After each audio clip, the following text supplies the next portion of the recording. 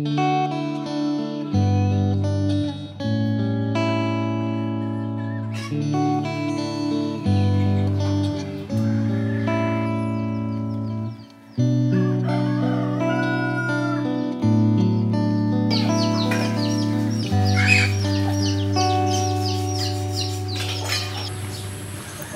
po sa inyo mga kabakyard! Welcome po dito sa ating panibagong episode.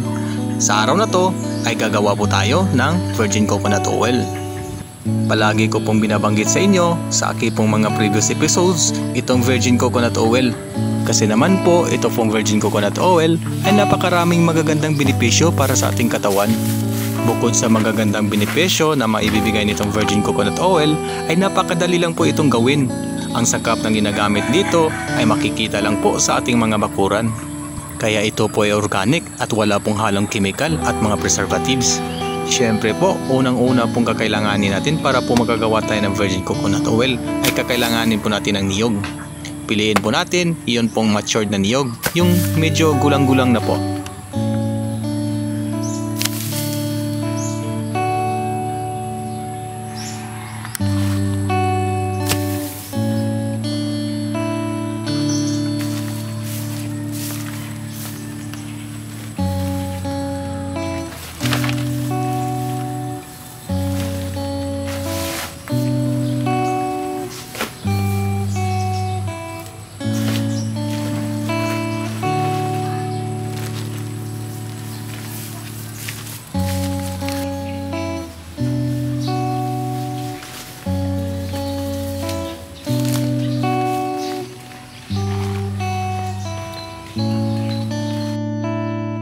At para po ma-enhance pa po natin ang kakayahan ng virgin coconut oil ay kukuha po tayo ng mga oregano.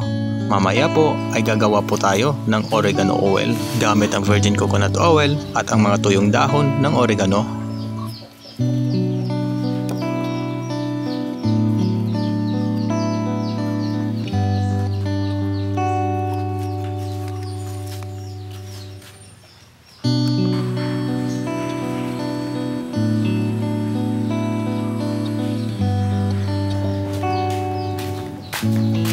So ang gawin po natin sa oregano ay ibilad po natin sa loob po ng 3 to 5 days at nang matuyo po ito.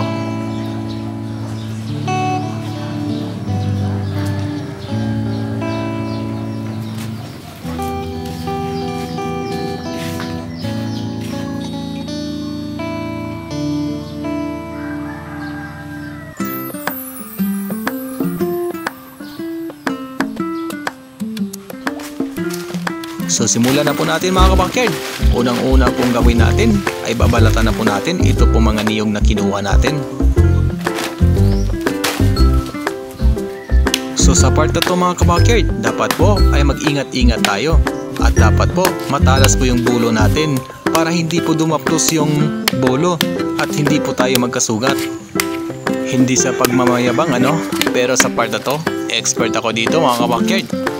Itong pagbabalat ng niyog ay chicken po sa akin to.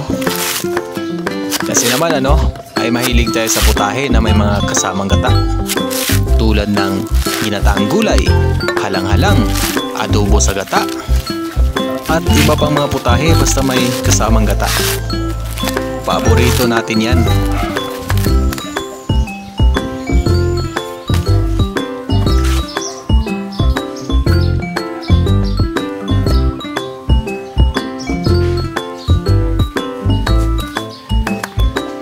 Pala mga kabakyard, ito po mga balat ng niyog ay iniipon po namin ito. Ito po yung mga pinagkukunan po ng kopra. Maganda po itong gawing panggatong kapag nagluluto. Ito naman pong mga tubig ng niyog ay huwag po nating itapon mga kabakyard dahil masarap din po ito. Pwede din po natin itong inumin at marami din po itong electrolytes na maganda po sa katawan.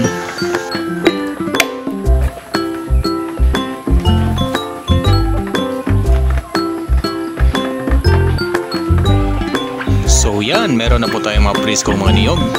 Next po na gagawin natin dito ay kukudkurin po natin ito ng pinong-pino.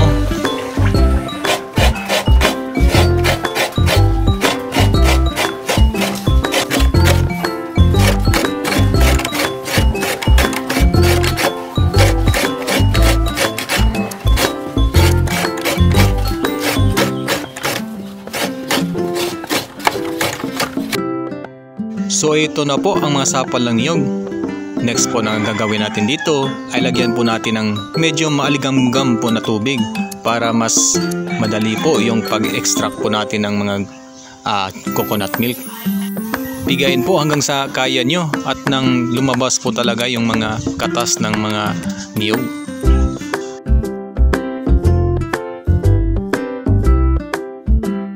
So kunin na po natin ang mga gata ng niyog. Ang gamit ko po na strainer dito ay ito pong manipis na tela. Mas maganda po itong strainer kasi po ay talaga pong hindi mahahalo yung sapal ng niyog.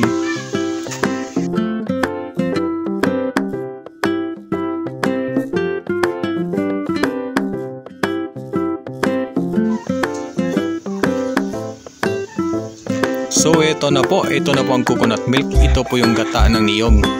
Takpan po natin at ilagay po natin sa refrigerator for 14 hours for fermentation po.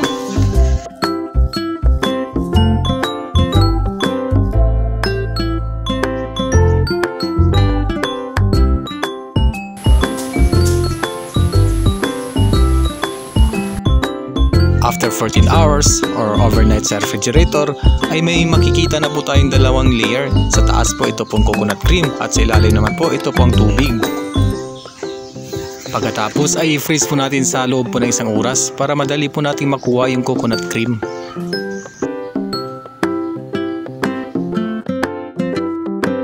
After 1 hour ay titigas na po itong coconut cream. So madali na po natin itong tanggalin.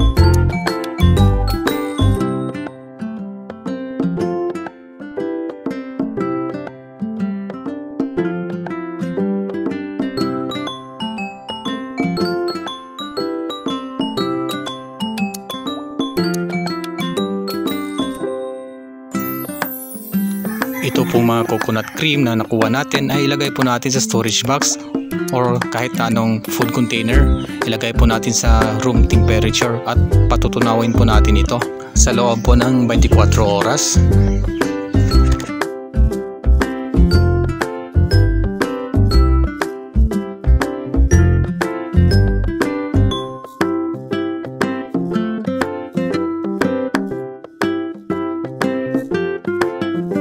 After 24 hours ay meron na po tayong makikitang 3 layer.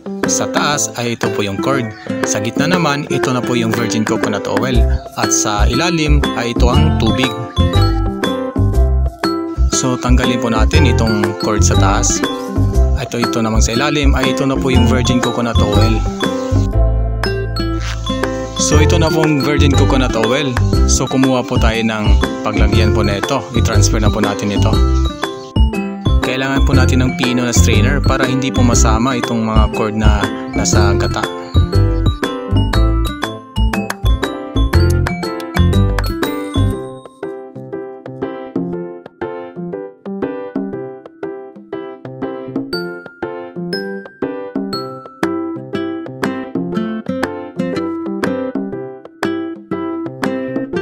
So ngayon naman ay gumawa tayo ng oregano oil infused.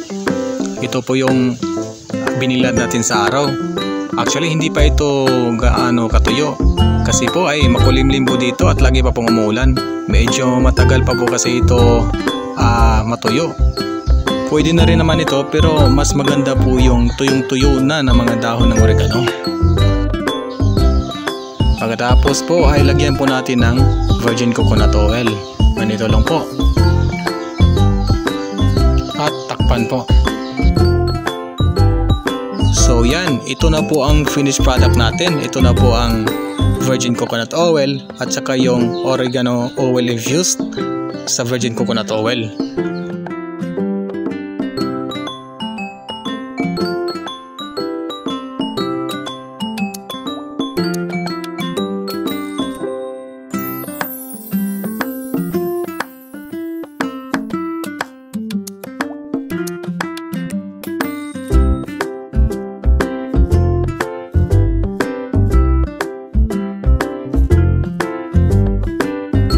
So yan mga kabakyard, dito po nagtatapos ang video natin tungkol po sa paggawa ng virgin coconut oil. So kung nagustuhan niyo po ang video na to mga kabakyard, paki-like, share, subscribe naman po para po ay gaganahan pa po tayong gumawa ng panibagong video. Hanggang sa muli, maraming salamat. Paalam!